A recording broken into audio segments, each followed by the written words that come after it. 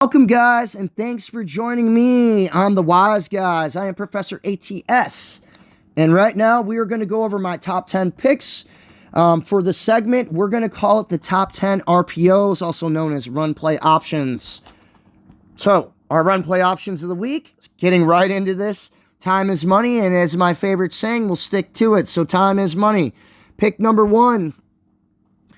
We're going to go with under 52.5, and that's going to be between number 17 Pittsburgh and West Virginia. This is a rivalry game. Some quick notes on this. They haven't played this game in 10 years. It's taking place at Heinz Field, or what was also known or called prior to Heinz Field. We have Kedon Slovis sliding in from USC, transferred over. He'll be playing quarterback for Pittsburgh. JT Daniels is going to slide in and under helm for West Virginia. And the only notes that I really got under that we're going to stick to and why we're going to play the under 52.5 here. Surprising stat, Pittsburgh has the most sacks over the last 3 years over any other team in college greater than Alabama, Ohio State, Georgia, anybody else you can name. That's a surprising stat to me. So I think we play that to our strength. We have two new quarterbacks and two new systems. It's week one. It's a rivalry game. So it tends to be a tight game or tighter. So for all those reasons, I think we hit under 52.5. This is a Thursday game. There's going to be some hype. So I just think it's going to be aggressive, and I think it's going to be a slaughter. If you're not a fan of that and you want to actually take a pick, but my pick for this, and what we're going to judge me off of, is going to be under 52.5. If you want to make a play on the game itself, I'd take Pittsburgh minus 7.5. I think they win by 10 or more, double digits, none or less. Like I said, time is money. Let's move into pick number two. I'm going to try and roll this out for you guys quickly. My production quality isn't great right now as I'm making the videos off my phone. I've got some deals, and I've got some buddies that I'm working with to hopefully improve. I've got equipment coming. So things are going to get better a lot from here. Can only go from the ground and up from here. That's the only place we can go. So let's jump into pick number two. We're going to go with Houston. I don't have a ton of notes on this. Houston, I think, is going to be outside the Power 5 conference. The team, like Cincinnati last year, that makes a run at, sorry, I'm scrolling through here. They're going to make a run at being the team like Cincinnati was last season. So the number we got here is -4. I think they're just going to run over UTSA. I think UTSA is getting too much hype, and that's stemming and boiling over from last season. Now they don't have the same team that they had last year. And like I said, I think Houston's going to be a big player, and you'll see them in the rankings towards the end of the season. So I think they cover this 4-point spread fairly easy in my opinion. Let's keep it moving. We're going to move into pick number three. I don't know why I keep scrolling back to Thursday and Friday. That's not where we need to be. So we need to hit 230. Here we are. Number 23, Cincinnati is taking on number 19, Arkansas. Don't have a ton of notes on this game either. Just have a ton of knowledge to reference from all the games I've watched last season and many years. Cincinnati, first outside Power 5 conference team to make the playoff last year. And in their only two losses over the last two seasons, they have only lost to Alabama and Georgia. So that's pretty good competition. With that being said, Arkansas is a pretty good SEC team. Furthermore, I think that Cincinnati is just going to hang in the game. They've got played in some big games over the last two seasons. Like I said, they made a CFP last year. We're catching 6.5 here. I think it's a fairly easy play. And I'm going to lock it in, and we're going to rock and roll on to pick number four. Pick number four will also take place here. I think it's actually above. Sorry. Chick-fil-A kickoff. Georgia, number 3. Oregon's number 11. This is going to be a neutral site game. It's going to take place where the Falcons play. So nonetheless, neutral site not so much as it takes place in Georgia. So they're going to be nothing but Georgia fans. Anyway, Oregon rolled in last season and defeated my Buckeyes in week 2 They were also another hefty, I believe they were a 14-point underdog in that game. So based off that knowledge, I give Oregon respect. They're getting respect from the committee. Georgia lost a ton of stud prospects to the NFL last year. So they're going to be plugging and playing in new guys. That's going to be hard to just, stem and roll over and keep going from what you had last season. Now, with that being said, Oregon's catching 17.5, so I think that's why we're going to just jump on Oregon 17.5. Hope they keep it close. I don't think Oregon pulls this game off. I think Georgia wins this outright. But I think, like I said, the number is just way too high. That's a high number to cover. So we're going to roll into pick number 5 and roll on. A lot of the games that I have picked out here for you guys are going to be a lot of juicy games. They're not going to be a lot of just no-namers. This one is going to be a no-namer for our pick number 5. And that is going to take place right here. We have Texas State at Nevada. It's at 4:30 p.m. on Saturday. Don't have a ton of notes on this one. The play for this game will be under 51.5. Got a few notes. Nevada is 1-0. They played in week 0. They defeated New Mexico State 23-12. So the under clearly hit 35 there. New Mexico State, if you don't know, is not the great juggernaut of any college football team of any kind. So the fact that Nevada barely, hung up 23 on them is the reason that I've got faith in this game going under 51.5 very comfortably. I got a note on Texas State. They actually ran the ball 150 more times than they passed it last season. Given that predication, they're more likely to run the ball. Running the ball, as we know, runs 30 seconds off the play clock and the game clock at a time, so that'll bring us to our under 51.5 conclusion. Let's keep rolling on here. Number 6, another big game. Bear with me, I'm going to need a drink of water here as I'm spewing this out like lightning. Excuse me? So, pick number 6 is going to be Florida against Utah, and they're highly number 7 ranked. That is a huge ranking for a team that is just not used to being ranked in the top 10. So that's going to be part of our play. And does Utah hold to their ranking? Can they respectably be actually the number 7 team? We're going to pick Florida plus 3.5 here. If you want to sprinkle them on the money line, I think I'm going to jump some chalk on that too. Some notes we got here. Florida, it's a tough place to play. Gainesville. Quick note, 1989 was the last time that Florida lost a season opener at home. And with Utah coming from west, coming out to the east, and that is going to be a hot one. Granted, the game takes place at 6 p.m., so the sun will have set.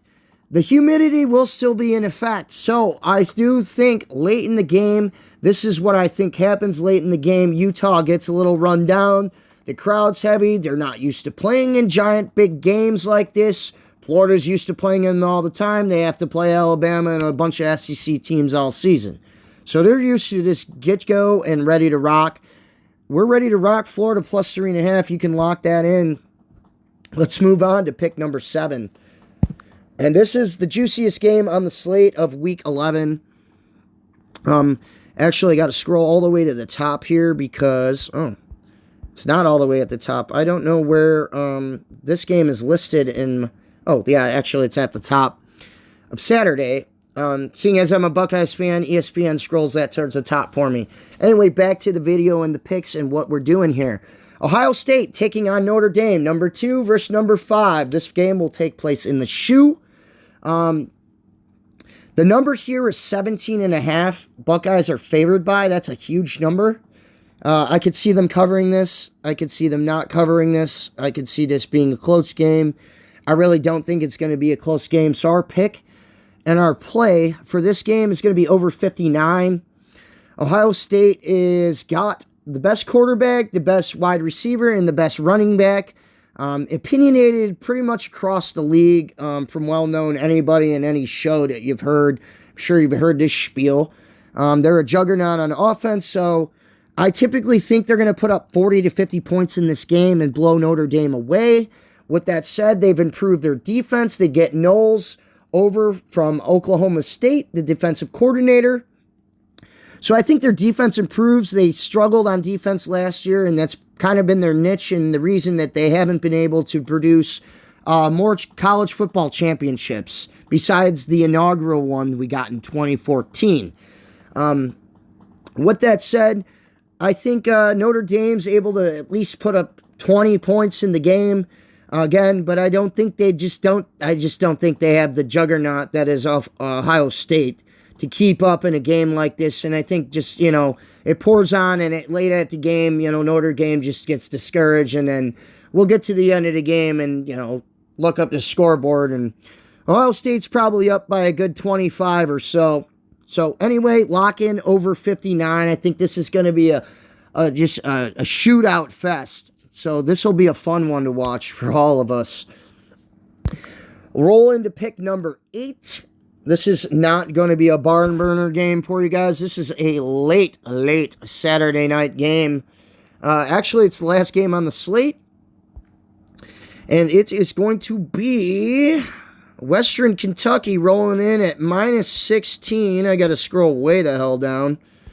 Minus 16-point favorite over Hawaii. Western Kentucky is from the MAC. They're actually one of the better MAC schools. They averaged 38 points per game last season, and that gives us the confidence to give them the 16-point edge. Their quarterback is Blaine Gabbert's little brother, so that's a little side note to throw in there. Also, Hawaii, an awful college football team. Last week in week 0, they got stomped on at home, 63-10. Vanderbilt made the trek all the way to Hawaii and thrashed them by 53. So, therefore, like I said, Western Kentucky's a pretty quality school. They've got a good quarterback. They averaged 38 points per game last season with him under helm. I see no reason that Western Kentucky doesn't pound Hawaii and cover to 16. That's about all the notes we got on that, besides Hawaii giving up 600 yards of offense also last week, detrimenting them furthermore and adding to my pick. Let's roll into our final 2 picks here. LSU is going to be taking on Florida State. This game will be taking place on Sunday. And that'll be taking place in the Bayou with our family guy who made it down, the new head coach, moving over from Notre Dame and over to LSU. Don't have a ton of notes on this game. Florida State has just been a terrible team over the last few seasons after their college football championship. They've just been tanking. They've just been bad.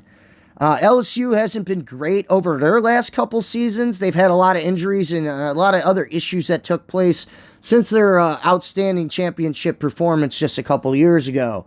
So with that said, you got a new coach. I'm thinking LSU is going to look to install as much pounding as they can. This is only a 3.5-point game. I'm going to take LSU at home, 3.5-point favorite. Based on that Florida State is just, they haven't been able to prove it to me in the last 4 or 5 years. I don't see any reason to jump on them yet. So we're going to stick with LSU in a tough place to play in Death Valley. Let's move on to our 10th and final pick. And this will be another, not a barn burner. Well, it'll be a barn burner as Oklahoma throws down the gauntlet on, let's see, I forgot who the hell they're playing. Some crap team. I don't have them listed here. This was my last pick that I threw in for you guys. I was scrolling through a bunch of them, and I just couldn't decide on who the hell I wanted. Oh, there it is. They're playing UTEP, University of Texas, El Paso. My goodness. Well, as you can see by the matchup predictor, a 98% favorite. Oklahoma, they're a run-and-gun team. They got a high offense. They're a juggernaut. So, with that being said, They're rolling in a new coach here. Nebraska, Lincoln Riley coming in. So with that being said, he's bringing his quarterback over and all this and that. And we're ready to rock and roll in this game. And I'm going to take Oklahoma minus 31.5. Oklahoma's offensive juggernaut. They're probably going to drop 60 in this game, especially with the new coach. He's going to be looking to throw some spice and spiel on here for the number 9 Sooners. And with that being said, last week, the only notes that we got on UTEP, besides that they're terrible, they lost to University of North Texas, who's a decent quality team, not a Power 5 conference team. But they're a decent team, but they got their asses handed to them 31-13 by University of North Texas. So, I mean, with that being said, they lost by 18 there. Oklahoma's on a whole nother level. They're a college football playoff potential type team. They've been in the playoff, and they've been around the playoffs talk for every season that we've been involved since college football playoffs have begun. So with that said, you can lock in number 31.5. I know it's a big number, but I'd be shocked if Oklahoma doesn't win this game like 60-0. I mean, this should be a snoozer. Shouldn't have anything to worry about. And that'll do it for our top 10 picks, our top 10 RPOs of the week. I hope you guys enjoyed this video. Like I said, bear with me. Like and subscribe. Hit those buttons for me if you can. Quality will improve. And I'll see you here again week 2 next week. Cash in these tickets. Cash in some money. I'll see you again next week. Thanks for joining me, guys.